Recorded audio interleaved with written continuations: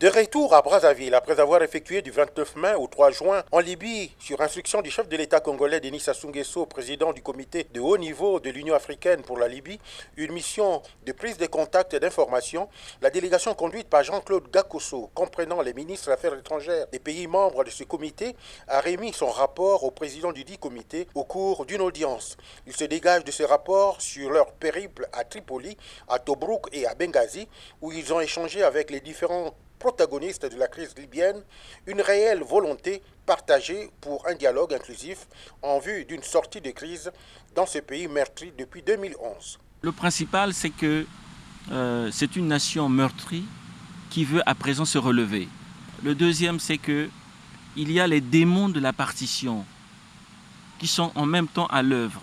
Quand dans un pays, vous avez deux gouvernements, vous avez deux banques centrales, vous avez deux commandements militaires, vous avez, en ce qui nous concerne, deux ministres des Affaires étrangères, il y a problème.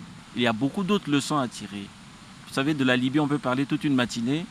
Et en plus, il n'est même pas possible de tout vous dire. Pour mener à bien sa mission eu égard à la situation qui prévaut sur le terrain, la délégation s'est appuyée sur les accords de Skirat, ainsi que sur le message de paix. Ils sont vraiment nécessaires. C'est la seule base juridique, parce qu'en dehors de ces accords, c'est le vide.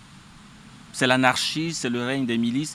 Au moins, c'est un début de quelque chose. Et les différentes parties sont d'accord pour qu'on ouvre à nouveau cet accord, qu'on essaie de le rendre plus inclusif. Donc le message que nous avons convoyé là est que nous arrivons en frères pour qu'un pays frère soit en paix. Et je crois que c'est ce que les Libyens demandent aujourd'hui. Quand on a atteint le fond, on ne peut que remonter.